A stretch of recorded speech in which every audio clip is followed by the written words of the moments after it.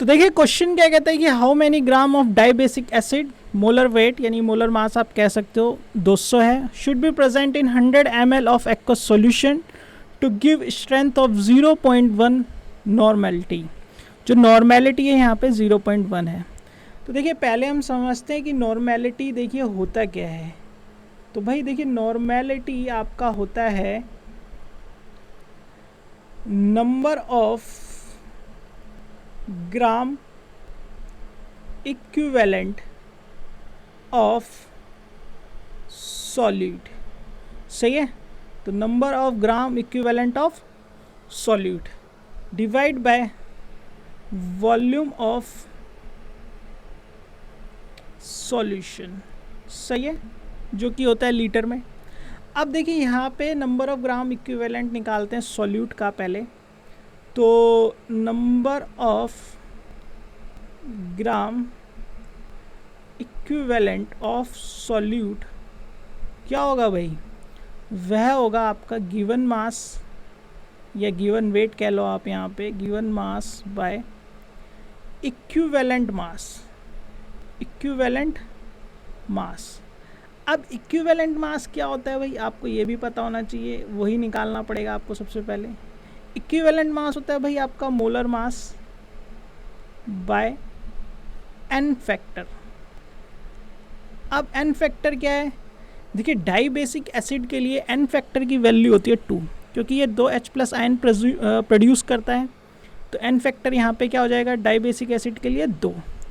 तो molar mass आपको given है यहाँ पे। मोलर वेट भाई, मोलर वेट जो है आपको यहाँ पे 200 के आसपास दे रखा है। तो मोलर मास हो गया भाई आपका 200, एन फैक्टर हो गया आपका 2। इसको डिवाइड करोगे तो इक्विवेलेंट मास जो है आपका आ जाएगा 100। सही है, 100 ग्राम आ जाएगा आपका इक्विवेलेंट मास। अब देखिए नॉर्मेलिटी में इसको फिट करते हैं। तो नॉर्मेलिटी में देखिए, नॉर्मेलिटी आपका है, normality is equal to number of gram equivalent, फिर से लिख रहा हूँ मैं basically, solute by volume of solution.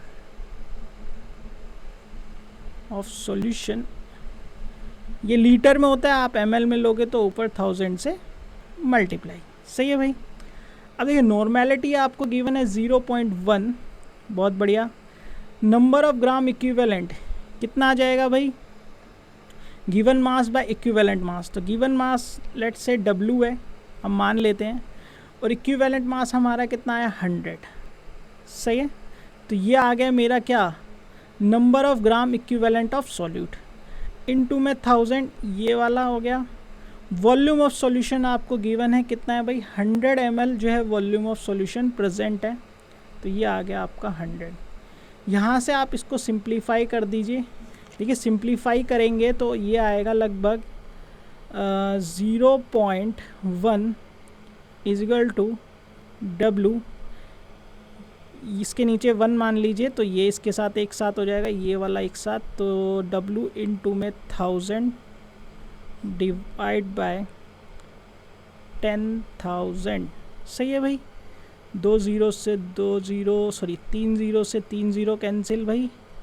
10 जो है 0.1 से मल्टीप्लाई हो जाएगा। तो जो आपका वेट आएगा या मास आएगा वो आएगा 0.1 मल्टीप्लाई 10, यानी कि 1 ग्राम।